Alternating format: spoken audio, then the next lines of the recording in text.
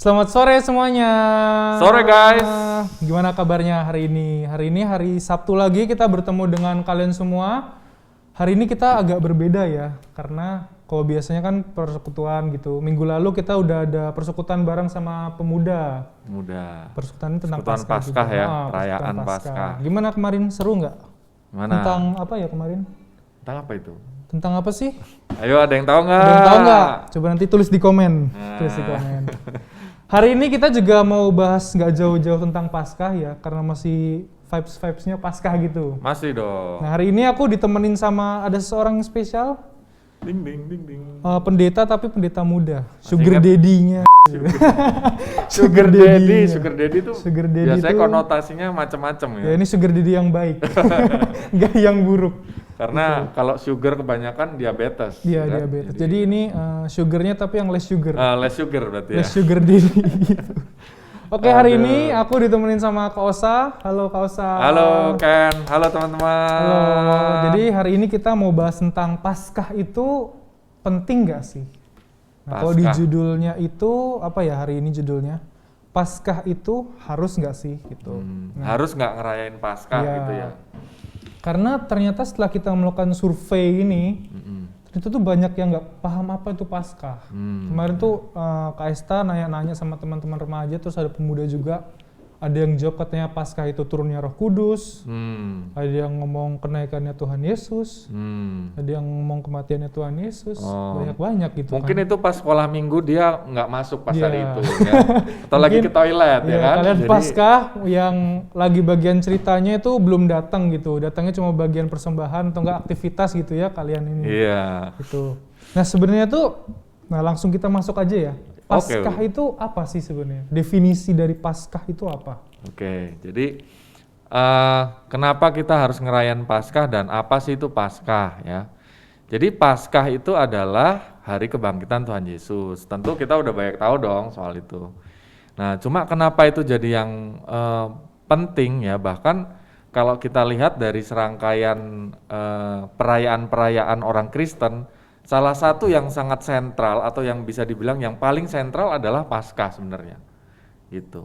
Nah, kenapa begitu? Nah, aku ingat ada kata-kata dari Rasul Paulus tuh di 1 Korintus 15 ayat 17 sampai 18 berkata gini. Jika Kristus tidak dibangkitkan, ya, maka sia-sialah kepercayaan kamu dan kamu masih hidup dalam dosamu. Demikianlah binasa juga orang-orang yang mati dalam Kristus gitu. Jadi artinya kalau Kristus nggak bangkit, sebenarnya Siapa aja gitu. ya kita percuma beriman gitu. Kita beriman kepada Tuhan yang seperti apa gitu. Tuhan yang sama sekali berbeda dari yang kita yakini sekarang gitu. Nah makanya pusat kejadian atau pusat iman Kristen itu ada pada kebangkitan itu sendiri. Nah, teman-teman nyadar nggak sih kalau setiap hari Minggu itu kenapa kita beribadahnya hari Minggu itu gitu? Bukan Sabat gitu kan. Kalau dulu kan di itunya hari Sabat, kuduskanlah hari Sabat gitu kan. Nah, Di 10 hukum. Nih berarti sekolah minggunya masuk terus Ya, nih. dapat sertifikat ijazah lulus sekolah minggu. Iya. Bisa dibuat lamar kerja mungkin ya. Nah, jadi ingat dan kuduskanlah hari Sabat itu tradisi dari orang-orang Israel kan. Nah, kenapa? Karena mereka memandang bahwa hari Sabat itu seperti hari ketika Tuhan Yesus itu ketika Tuhan Allah itu berhenti melakukan karyanya ya kan. Nah, makanya mereka sangat menghormati tradisi itu hari beribadah gitu ya, nggak buat bekerja, nggak buat yang lain gitu. Nah, kita itu beribadahnya di hari Minggu. Kenapa? Karena sebenarnya setiap hari Minggu itu kita merayakan hari kebangkitan Tuhan Yesus. Jadi hari Minggu itu sebenarnya bukan lagi Sabat yang lama, tapi Sabat yang baru gitu ya. Nah, ya bisa dibilang sebenarnya Sabat itu masuk di dalam pemaknaan kebebasan kita, karena kita pusatnya udah di hari Minggu. Jadi Sabatnya mau kita masukkan di hari Minggu, ya. Jadi itu hari benar-benar kita beribadah, kita nggak bekerja, kita nggak melakukan sesuatu untuk diri kita sendiri. Tapi biasanya kalau orang Yahudi itu keren banget Sabatnya yang benar ya, bukan yang dikritik oleh Tuhan Yesus di Alkitab. Jadi mereka itu menggunakan tubuh mereka untuk beribadah. Jadi mereka jalan kaki misalnya ya, dari rumah mereka, atau yang moderat itu yang nggak terlalu kaku gitu, mereka itu parkir kendaraan mereka jauh-jauh dari bait Allah. Dari sinagog gitu ya. Ke sinagog. Nah, mereka itu menghayati bahwa tubuh saya hari ini itu untuk Tuhan. Jadi mereka berolahraga, nyanyi bareng sama keluarga dan seterusnya.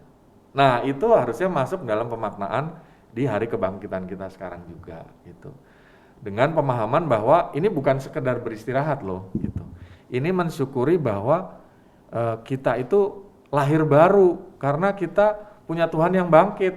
Tuhan yang bangkit itu meyakinkan kita bahwa kita akan bisa bangkit juga seperti Dia sudah menjadi yang sulung gitu ya kalau di Alkitab, untuk kemudian bersama-sama dengan Dia dalam hidup kekal gitu.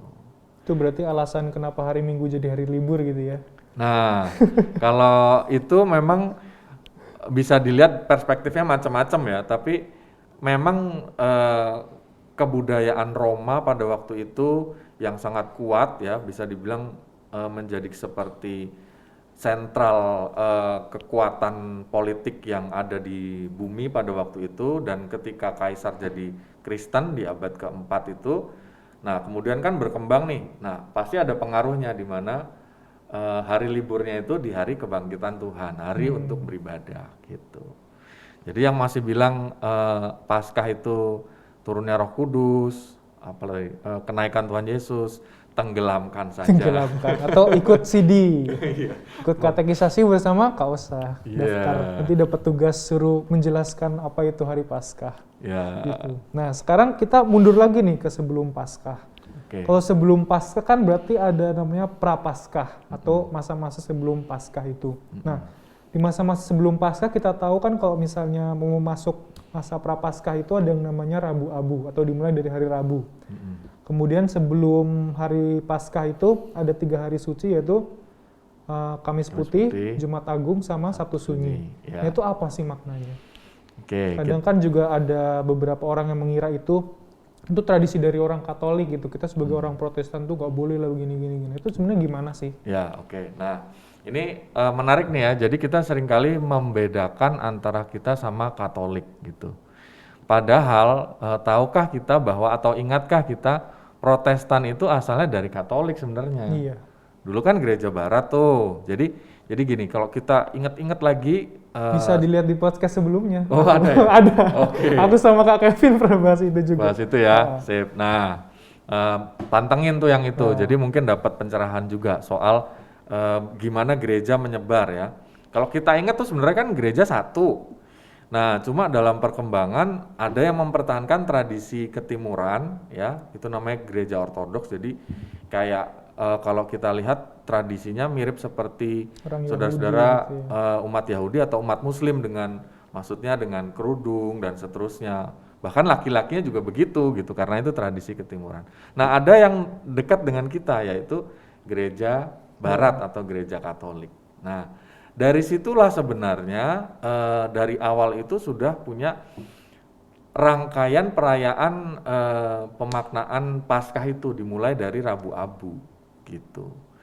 Nah, cuma uniknya adalah tradisi yang ada di gereja Barat itu lebih kuat memang daripada gereja Protestan, sehingga ketika Protestan itu mau menggunakan hari-hari penting itu lagi, itu kayak udah asing. Nah, mungkin kita baru memberlakukannya itu di ya mungkin 10-20 tahun terakhir ya, kalau kita ingat.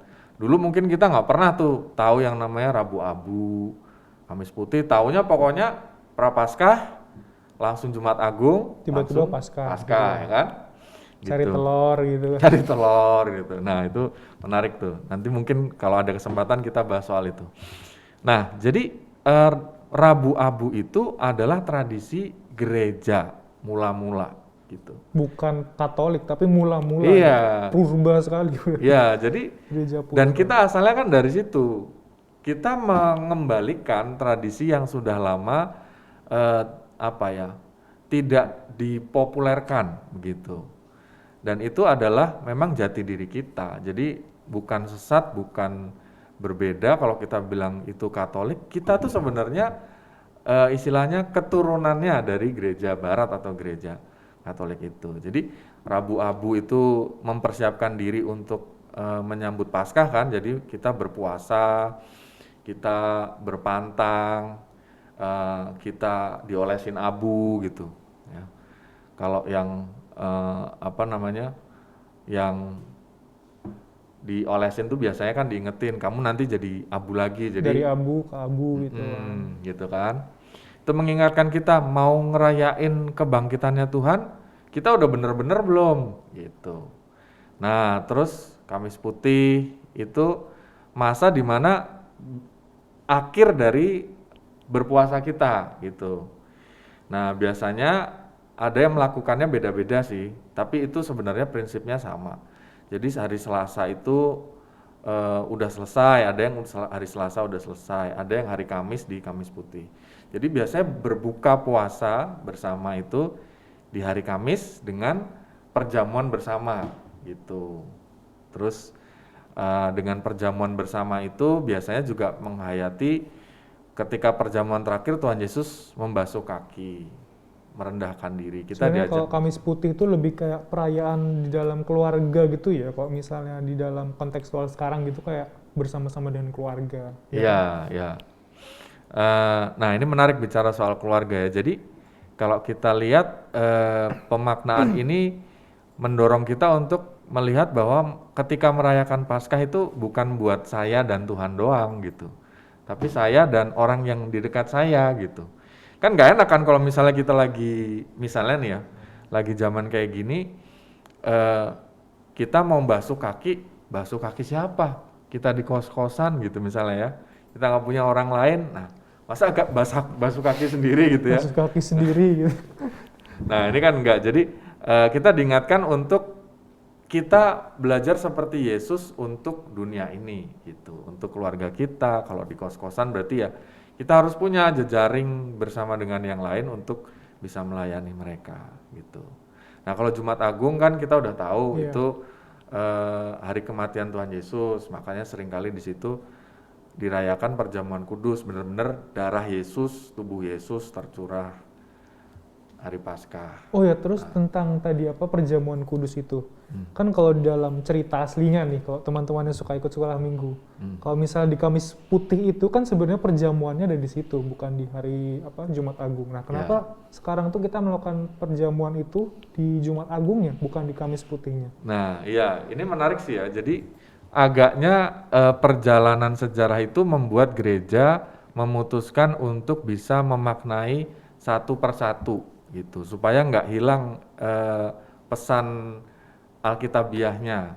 Jadi kalau perjamuan kudus doang, nanti nggak ada waktu untuk berbuka puasa, untuk kalau itu kan saling melayani dengan kita berbagi berbuka puasa itu. Jadi dalam ibadah-ibadah yang dimaknai itu sebenarnya ada yang kalau kita di sini ya sebelum pandemi, saya dulu pernah kuliah gitu, ketika Kamis Putih saling nyuapin ya, tangannya belum ada coronanya waktu itu gitu. Masih bisa. Iya masih bisa gitu. Nah ini sesuatu hal yang nggak boleh hilang kalau di dunia di Jawa gitu ya, mungkin antar keluarga nyuapin itu adalah sesuatu hal yang biasa ya, karena tangan waktu itu juga gitu ya. dulang gitu kan. Dulangi. Nah itu kan sangat indah, nggak boleh dihilangkan. Maka pemaknaannya yang perjamuan itu ditaruh di, kalau di GKI itu Jumat Agung atau di Paskahnya gitu, mengingat pengorbanannya Tuhan Yesus gitu sih, kira-kira gitu. Nah oke, terus kan ini tadi Prapaskah. Nah kita kalau misalnya dari tadi Paskah itu kan jadi pembatas antara Prapaskah dengan masa Paskah gitu kan. Coba sekarang kita lihat 50 hari gitu ke depan setelah Paskah, ada namanya Pentakosta. Nah itu Pentakosta itu apa sih sebenarnya? Ini yang suka disalah salah artikan sama Paskah gitu, suka kebalik-balik. Biasanya pemahaman yang salah tuh gimana? Biasanya yang kita lihat. Pentakosta itu sama dengan Paskah. Atau suka terbalik-balik, mungkin kayak tadi Paskah itu turunnya Roh Kudus, tar Pentakosta malah dikiranya hari kenaikan Tuhan gitu. Oh iya iya. Kadang suka terbalik-balik gitu. Ya, itu kan dari asal katanya kan Pentakosta, ada kata pentanya kan hari ke-50 gitu kan. Itu hari turunnya Roh Kudus gitu. Hari ke-50 setelah Tuhan Yesus bangkit, Tuhan Yesus menjanjikan turunnya Roh Kudus. Jadi itu hari di mana kita merayakan kembali, mengenang bahwa Tuhan itu nggak meninggalkan kita. Setelah kita bertahan atau para murid bertahan 50 hari itu Tuhan Yesus bangkit, terus kan naik ke sorga gitu ya. Nah setelah itu di tengah-tengahnya kan naik ke sorga tuh di antara 50 hari itu ya, 40 hari. Nah setelah itu menantikan Roh Kudus, diberikan Roh Kudus gitu sih. Jadi Pentakosta itu ingat aja katanya penta, kalau penta 50 kan gitu 50 ya. Itu hari ke-50 setelah Tuhan Yesus bangkit gitu. Dan hari kenaikan itu hari ke-40 setelah Ya. kebangkitan itu. Jadi tadi Paskah, kemudian 40 hari setelah Paskah itu kebangkitan Tuhan Yesus. Ya. 10 hari setelah kenaikan. Oh iya, kenaikan. 10 hari setelah kenaikan atau 50 hari setelah kebangkitan itu baru Pentakosta gitu ya. Yes, ya. Dicatat, siapa tahu nanti salah Ya, ditanyain. siapa tahu ada ujian mendadak ya kan. Ya. Dari pemerintah, kalau nggak bisa Ujian dicoret keluarga seberapa negaraan. Kristen Anda? Dicoret loh KTP-nya Kristen. Kristen KTP. Tambahin Kristen KTP. Oke, lanjut. Nah, tadi kan kita udah bahas tentang Rabu Abu, Kamis Putih, terus Jumat Agung, Sabtu Sunyi apalagi tadi itu. Nah, itu kenapa sih kita sekarang melakukan itu seperti Rabu Abu, terus Kamis Putih itu? Terus sebenarnya tuh kenapa kita melakukan itu tuh makna sekarang tuh apa sih sebenarnya? Ya, jadi sebenarnya setiap peristiwa itu kenapa kok dihayati lagi gitu kan? Karena sebenarnya kan kita kayak masuk di peristiwanya Tuhan Yesus kan. Ketika Tuhan Yesus 40 hari sebelum Paskah itu, yang waktu Prapaskah itu biasanya kan kisah-kisahnya di mana Tuhan Yesus dicobai ya kan.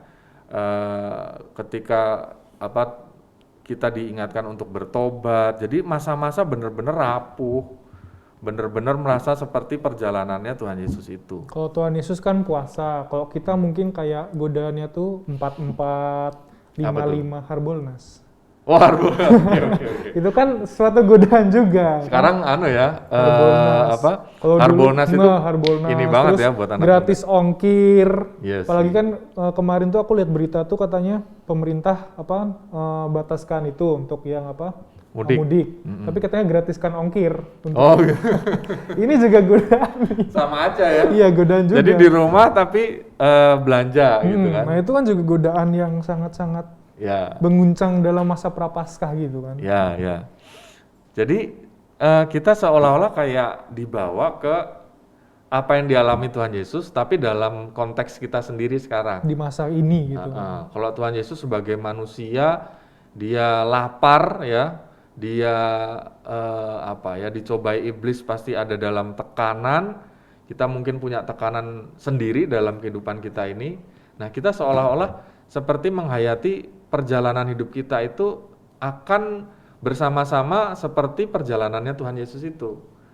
Nah, jadi itu membantu kita untuk ini biasanya, kok aku orang Kristen kok susah kali ya hidupku sekarang. Banyak godaan. Banyak gitu godaan atau banyak tantangan. Banyak promo-promo. Nah, atau mungkin ketika di lingkungan beda sebagai orang Kristen, terus ada yang istilahnya menggoda-goda pertanyaan-pertanyaan aneh gitu kan. Ada yang menggoda dengan pertanyaan aneh, kok Tuhanmu begitu? Kok Tuhannya orang Kristen ada 3 gitu. Misalnya gitu, kok Tuhanmu disalib gitu-gitu. Nah, dengan hal yang demikian tuh kita makin bisa dikuatkan gitu dan bisa merasakan perjalanan Tuhan Yesus sebagai perjalanan hidup kita gitu. Jadi kita menyatu dengan Kristus itu yang menderita ya, yang mati, jadi manusia lama kita mati, yang bangkit, ya kita bangkit dengan hidup yang baru gitu. Jadi itu kenapa kok kita menghayati hari-hari itu, karena kita menyatu dengan Kristus dan perjalanan hidupnya gitu. Nggak jadi kayak bangkit tapi tobat tomat kayak kemarin yang dibahas sama Bu Ratna itu ya. Iya. Udah bangkit, kumat lagi Iya. biasanya. Minggu tobat, Senin kumat. Senin kumat. Kan? Minggunya haleluya haleluya, Seninnya astagfirullah. Gitu. Nah, tadi kita udah bahas tentang Prapaskah nih. Okay. Sekarang kita bahas tentang Paskah yang sering dilakukan dulu waktu kita sekolah minggu, yaitu mencari telur. Nah, sebenarnya kenapa sih Paskah ini tuh identik sama telur, terus nyari telur, terus ada kelinci Paskah tuh sebenarnya tuh apa maknanya? Oke. Jadi ada beberapa simbol yang muncul di Paskah kita ya, kelinci, telur, bahkan juga ada permen Ya, gitu kan. permen, coklat, Nah, banyak permen, lah. coklat banyak. Kita bahas yang paling menonjol dulu ya, kelinci dan juga telur nih. Nah, jadi gini, ceritanya itu mungkin ini akan membuka pemahaman kita juga untuk hal-hal berikutnya yang kita bahas nih. Jadi sebenarnya itu semua berangkat dari kebudayaan, ya, tradisi. Nah, yang namanya tradisi itu bisa berangkat dari hal-hal yang terjadi ketika pekabaran Injil itu dimulai di abad-abad pertama sampai sekarang. Ya. Nah, yang paling mewarnai itu adalah di abad-abad awal, sekitar abad setelah Kristen jadi agama itu, ya. Nah, itu ada kepercayaan tentang kesuburan tanah, kesuburan melalui keturunan gitu ya. Nah, zaman dulu melihat bahwa kesuburan dan juga berkat Tuhan itu dari banyaknya keturunan, itu mereka melihatnya dari binatang kelinci gitu. Nah, binatang kelinci itu uniknya dia adalah binatang yang ketika dia mengandung yang pertama, belum selesai kandungannya itu keluar, dia udah bisa mengandung yang kedua. Subur sekali gitu. Subur banget nih gitu. Nah, kesuburan itulah yang dianggap sebagai satu berkat gitu ya. Nah, satu berkat itu yang dipercaya di dalam pemaknaan Paskah. Nah, jadi ini bukan sesuatu hal yang muncul dari tradisi murni misalnya ya. Kalau kita lihat di mana di sini ada kelinci, nggak ada Di gitu. Alkitab nggak ada. Nggak ada. Yesus bangkit di sampingnya ada kelinci gitu kan, nggak ada. Nggak ada, atau Yesus pernah mainan sama kelinci gitu, nggak pernah. Nggak ada. Adanya main sama keledai adanya. Iya. Nah, itu kemudian berkembang dan dianggap sebagai satu era baru gitu, bahwa sekarang hidup kita penuh dengan berkat Tuhan, melewati juga musim yang lalu, Iya, musim yang karena susah. Paskah itu ternyata kayak perayaan musim semi juga ya. Ya, jadi peralihan dari musim dingin ke musim semi gitu. Nah, itu juga nyambung makanya dengan kelinci yang membawa telur, biasanya gambarnya gitu kan. Nah, telur itu tradisinya kurang lebih itu di tahun 1300-an ya. Itu ada beberapa tradisi yang kemudian mengembangkannya. Ada dari Jerman, dari Irlandia gitu ya. Tapi kurang lebih ceritanya tuh gini. Jadi di tahun itu ada satu negara ya, seingat saya itu Inggris, nama rajanya Edward I gitu ya. Nah, dia itu mempunyai keyakinan bahwa ketika masa peralihan dari dingin ke semi ya, itu harus membawa berkat untuk rakyat dan keluarganya. Gimana caranya? Dia bikin 450 telur gitu. Dia bagi-bagi untuk untuk keluarganya dan rakyatnya gitu. Nah, akhirnya yang terjadi tradisi ini menyebar gitu ke Jerman, ke Irlandia, ke yang lain gitu.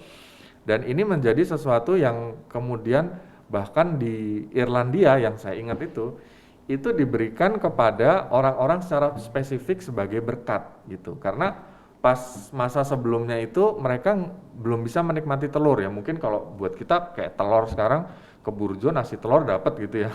Kalau zaman dulu telur tuh kayak emas gitu ya. Ya, telur itu sesuatu yang berharga lah gitu.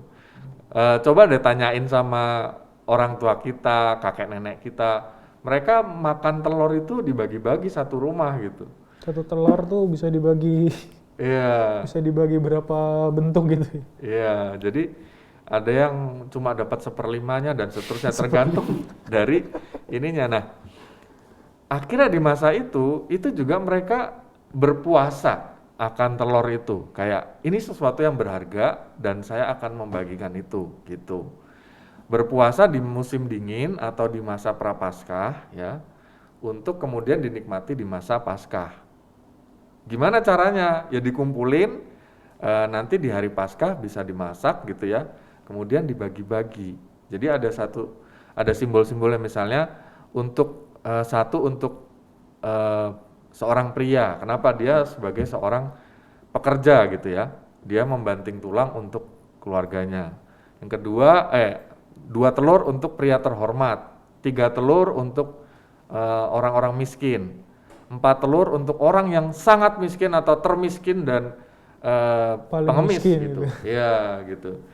Nah itu jadi simbol berkat itu loh yang ingin dibagikan melalui musim yang baru. Sekarang musim di mana kami percaya ada berkat Tuhan, saya mau membagikannya gitu. Itu tentang tradisi ya.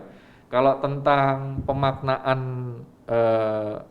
telurnya itu biasanya itu dimaknai sebagai juga kehidupan yang baru gitu. Karena telur itu menetas nanti. Ya, Biasanya telur kan menetas. digambarkan telur yang udah terbuka gitu ya. Iya benar. Jadi itu kayak mengingatkan kita kayak Tuhan Yesus yang guanya dibuka dan dia bangkit, dia keluar, ada hidup baru ya. Kita jadi punya hidup kekal karena Tuhan Yesus yang begitu gitu. Nah kita juga seperti itu karena ini Paskah, kita punya hidup baru gitu. Kita punya momen di mana saya punya Tuhan Yesus yang mengubahkan saya. Misalnya dulu saya kehidupan manusia lama saya tukang plagiat misalnya. Ya, kalau Suka pagi-pagi nyontek PR ya, gitu. tuh Nyontek betul. PR-nya Datang. temen. Nah, Nggak saya dulu dikerjainnya cuma di sekolah gitu. langsung iya kerjain. itu saya banget dulu. Kita semua. Ya kita semua ya, Kita semua kayak pengakuan dosa. Jadi datang pagi-pagi ke sekolah karena belum bikin PR gitu. Terus akhirnya ya itu copy paste PR-nya temen gitu. Langsung semua. Yang penting ada Iya. kumpulin. Dan itu kan jadi salah satu hal yang membuktikan bahwa kita itu sebenarnya dalam hal kecil bisa salah kan, bisa berdosa. Kita perlu menjadi manusia baru. Nah, Paskah itu telurnya simbol hidup baru. Cangkangnya terbuka, ada keluar kehidupan yang baru seperti Yesus juga bangkit. Nah, kita juga ikut bangkit sebagai manusia baru. Kurang lebih gitulah. Ya gitu ya. Oke, berarti telur itu bukan karena telur untuk cari-cari telur, tapi ada maknanya juga gitu. Iya. Bukan telur emas nanti berarti semakin jadi pemenang atau gimana gitu. Iya. Biasanya kan kalau nyari telur tuh Benar, telur emas jadi pemenangnya gitu. Benar-benar. Kalau enggak yang paling banyak. Yang paling banyak Yang gitu. paling banyak dia yang menang gitu. Kadang kakak sekolah minggunya lupa naruh telur emasnya di mana gitu kan. Iya. Udah Nyari di GOP tuh dulu sampai kemana telur emasnya disembunyiin, nggak tahu kakak sampai sekolah. udah lupa juga. Sampai udah lupa Agak sekolah minggu lupa. Iya. gitu. Nah sekarang tentang Paskah juga nih. Kalau Paskah itu kan kita suka kadang menyebutnya tuh untuk pengucapan gitu kayak Happy Easter, terus ada juga yang ngomong Happy Passover. Ya. Ada juga kalau misalnya dari bahasa Latin tuh Pascha P-A-S-C-H-A gitu. Itu tuh sebenarnya mana yang benar pengucapan? Oke, nah ini menarik ya. Ini karena pakai bahasa asli, aku harus istilahnya lihat catatan bahasa aslinya karena takutnya nih salah nih ntar. Ini menarik karena biasanya itu di grup-grup WA atau Grup-grup keluarga lah gitu. grup keluarga. Begitu menjelang Paskah, hari Paskah itu banyak kiriman. Jangan pakai Kata Passover gitu. ya, atau jangan pakai Happy Easter, itu penyembahan berhala, pagan gitu-gitu kan. Itu sering banget sih gitu. Tapi kan sebenarnya kalau kita mau pikir nalar, kenapa kok munculnya baru sekarang ya? Iya, Gitu. kenapa nggak dari zaman abad 15 gitu, ada tulisan haram gitu. Iya, harusnya kan direvisinya dulu-dulu gitu. Nah, memang sih ada analisa-analisa yang melihat kata Easter itu dengan Dewi Ishtar ya, dari Sumaria atau Dewi Estore, Eostre atau Dewi Astarte. Nah, karena namanya ini nama unik, jadi saya lihat setannya. Nah, tapi sebenarnya kata Easter itu berakar juga dari kata Eostur, ya. Nah, itu adalah artinya musim kebangkitan, gitu. Nah, dari kata ini, ya, kemudian di Inggris biasa memang digunakan kata Easter dari kata Eostur itu atau kata musim kebangkitan itu, ya. Nah, sedang di bagian-bagian lain, kalau itu dipakai kata itu ya, Eustor itu sebagai musim kebangkitan, di tempat lain di Latin dan Yunani itu pakai kata Pasqua ya, itu bahasa Itali atau Pasca ya, Pascha tadi ya. Nah ini ada juga nih di Spanyol Pascua, Belanda Pasen ya. Nah Ibrani itu Pesach atau artinya Passover ya. Nah jadi kalau yang satu memaknai musim kebangkitan, yang satu itu memaknai musim berlalunya yang lama gitu. Nah, kenapa Passover itu jadi satu dasar? Karena dulu mereka kan hidupnya di Mesir tuh, terus mereka lama. Terus akhirnya mereka bisa bebas dari perbudakan gitu kan. Nah, udah hidup baru gitu kan. Benar. Jadi pemaknaan yang dari apa namanya, dari perbudakan di Mesir itu dimaknai ulang di dalam Tuhan Yesus ya, yang benar-benar jatuh kebangkitannya harinya itu di hari Paskah yang sama. Kenapa kok dipas-pasin? Karena Tuhan Yesus ingin memaknai kembali. Kita bukan cuma dibebaskan dari perbudakan manusia pada waktu itu loh gitu, tapi kita dibebaskan dari perbudakan dosa nih sekarang gitu. Jadi sebenarnya dua-duanya itu punya makna yang bagus banget gitu. Yang satu tentang kebangkitan Tuhan Yesus yang historis, yang satu kayak tentang pemaknaannya gitu. Yang Passover, Pesach ini. Dan Easter maupun Pesach itu adalah kedua kata yang sah untuk bisa kita pakai, untuk kita ucapkan gitu. Jadi jangan gampang percaya sama sebar-sebaran grup WA gitu ya. Iya, jadi memang kalau yang Easter yang tadi ya Dewi Astarte atau Dewi Eostre itu kayak cucok logi. Cucok gitu logi. Jangan percaya sama grup WA keluarga yang jadi grup PA mendadak gitu. Iya. Jadi mungkin kita akan dihakimi ya, jangan pakai itu loh, nggak boleh nanti dikirimin. Tapi kita udah tahu kenapa kok di dunia ini ya, di Jerman di mana tadi itu sudah dipergunakan kata Easter sudah lama. Kenapa? Karena ternyata maknanya tuh indah gitu. Iya. Udah ada dasarnya sendiri, cuma karena zaman sosmed sekarang yang cucok logi itu kan fenomenal tuh, terus sering bisa kita baca gitu sih. Jadi pakailah dua itu. Kalau ada orang keluarga yang lebih tua nggak terima, ya kita ngalah. Ya udah pakai Selamat Paskah aja gitu. Sugeng Paskah dah. Selesai gitu.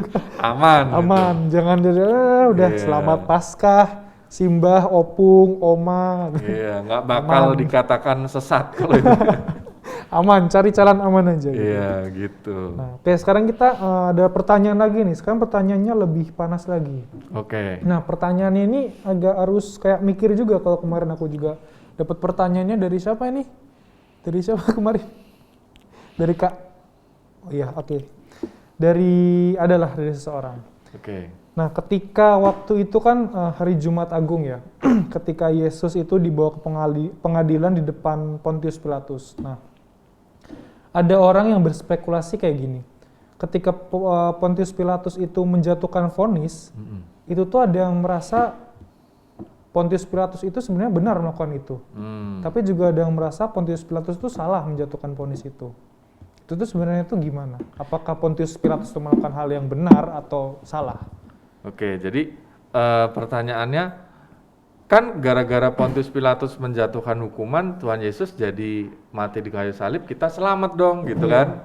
Kalau misalnya waktu itu Pontius Pilatus nggak jatuhkan vonis gimana dong? Nah, jadinya gimana dong gitu ya. Nah, oke. Ini saya mau jawab dengan pertanyaan dulu juga nih. Kalau gitu, pertanyaannya adalah pengkhianatan Yudas Iskariot itu adalah hal yang oke dong. Iya kan? Itu benar dong gitu kan. Terus kalau gitu apa yang dilakukan pemuka-pemuka agama yang membenci Yesus, yang eh, risih Menangkap. karena apa? Dikira nabi palsu gitu kan. Nah, ya, dan karena Yesus ini pengaruhnya udah melebihi mereka kan, terus mereka akhirnya menyalibkan Yesus. Itu berarti benar juga dong gitu kan.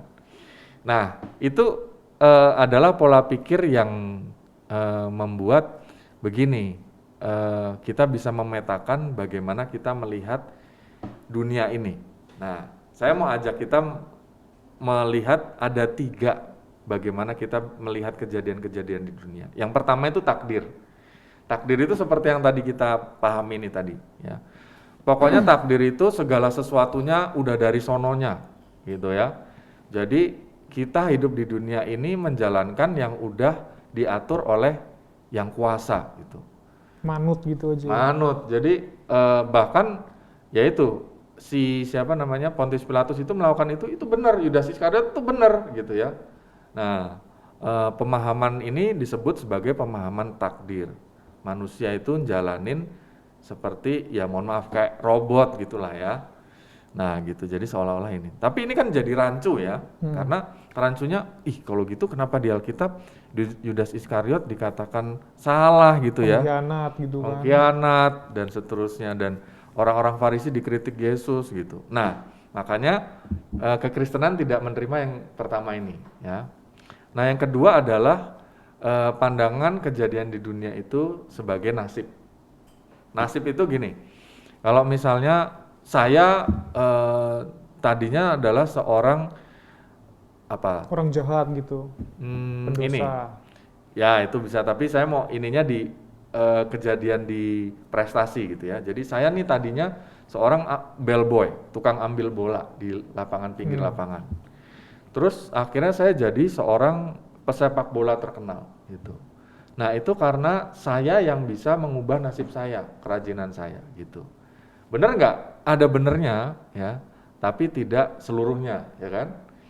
Nah karena apa? Karena seolah-olah kehidupan orang itu hanya ditentukan dari internal diri kita. Dari ya kan? perilaku atau usaha diri sendiri gitu. Nah seolah-olah nggak ada kejadian yang kita anggap sebagai kebetulan, kejadian yang kayak Di luar natur gitu. ya di luar natur kita. Nah makanya kekristenan juga tidak menerima yang kedua ini ya.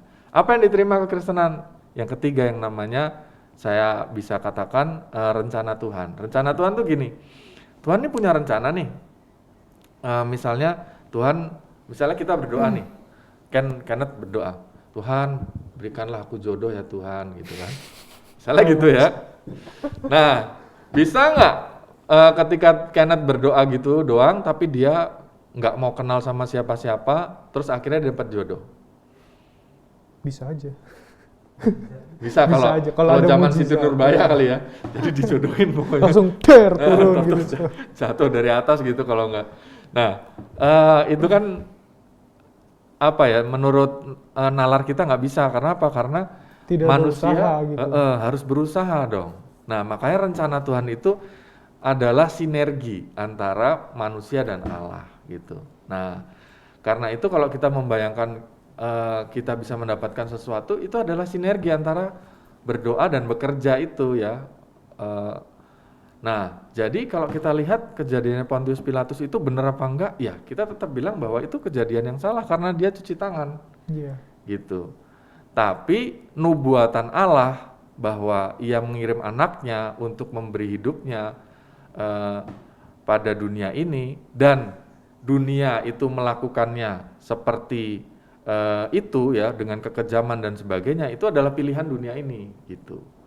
Jadi ya Yudas Iskariot ya itu pilihan dia gitu. Pontius Pilatus ya itu pilihan dia. Jadi Yesus benar-benar diperlakukan seperti manusia, walaupun seperti keinginan manusia yang jahat ya.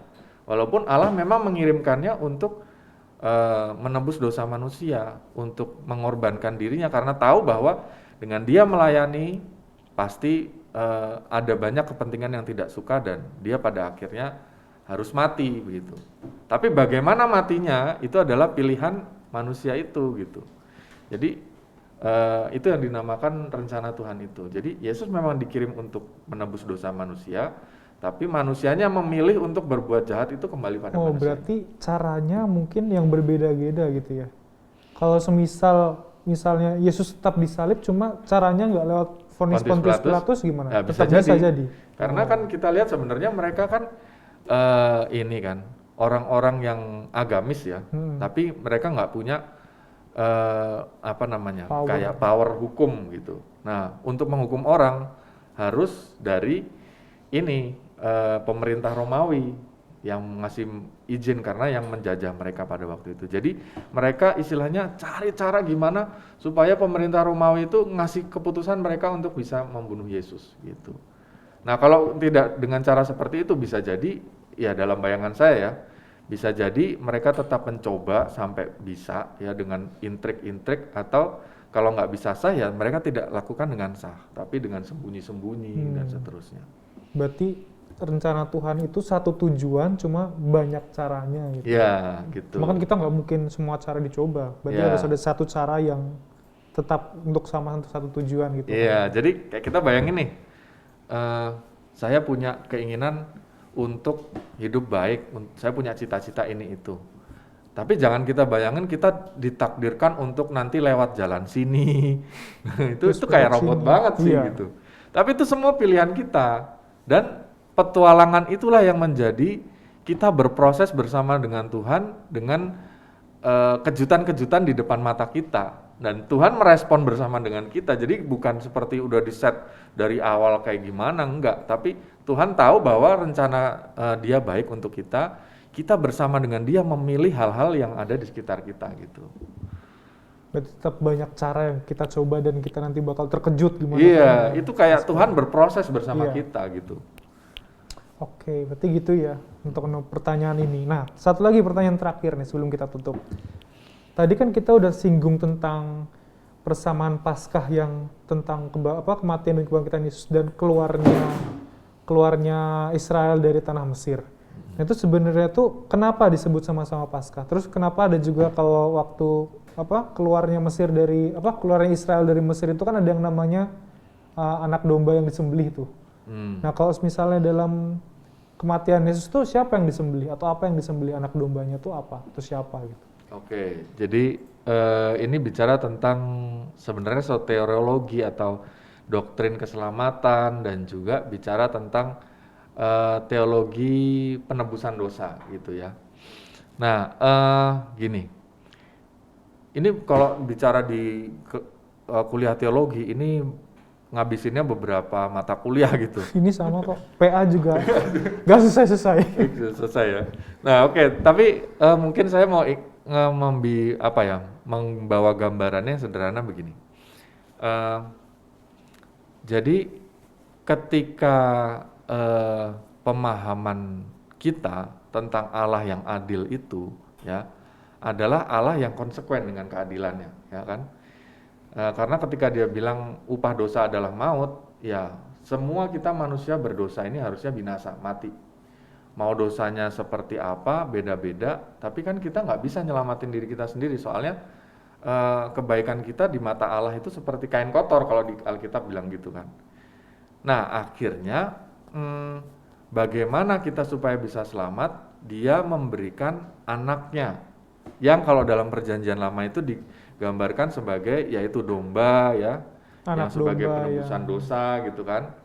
Nah, kenapa? Karena kalau di perjanjian lama itu konteksnya itu kan mereka kehidupannya agraris, berternak gitu ya. Jadi harta mereka satu-satunya, bahkan nggak punya harta, mereka tetap harus cari apa yang paling berharga dalam hidup mereka sebagai konsekuensi.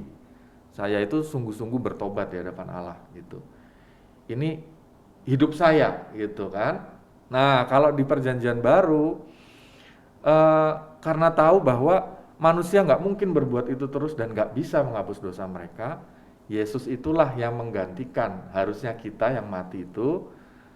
Dia sebagai yaitu anak domba yang sempurna, satu kali untuk selamanya, untuk semua orang ya, untuk semua orang percaya ya, supaya kita selamat gitu. Nah, itu makanya ada korelasi antara perjanjian lama dan perjanjian barunya di situ. Kalau perjanjian lama itu tentang korban sementara, kalau yang ini korban satu untuk selamanya. yaitu Yesus Kristus gitu, yang akhirnya menggantikan kita yang harusnya mati itu ya sebagai anak domba Allah, yang ya pokoknya bagian hidup kita yang paling berharga itu diwakili oleh Yesus supaya kita itu selamat gitu. Gitu. Oke, berarti beda makna juga ya tentang perjanjian lama dengan perjanjian baru gitu. Ya. Oke teman-teman, sekian dulu untuk podcast kita pada sore hari ini. Kita tadi sudah bahas tentang beberapa 101-nya Paskah gitu ya, dari kenapa Paskah harus ada, penyebutan Paskah, kemudian gimana, bosan nggak atau merasa kurang? Atau besok minggu depan kita tambah lagi, kita bahas tentang apa, Pentakosta atau apa. Oke, dengan boleh. pembicara yang berbeda. Besok kita undang siapa, Bu Ratna atau Pak Paulus gitu ya. Nah, teman-teman, sebelum nanti kita berpisah, teman-teman boleh follow dulu IG-nya Korem di @korembgkgejayan untuk persekutuan-persekutuan dan info-info lainnya. Teman-teman juga bisa subscribe di channelnya YouTube GKI Gejayan Official, dan tunggu lagi untuk konten-konten selanjutnya bersama remaja kita. Sampai segini dulu untuk kita sore hari ini. See you next time. Bye-bye. See you guys. Bye. Tuhan memberkati. Selamat God Paskah. bless. Selamat Paskah. Dadah. Bye.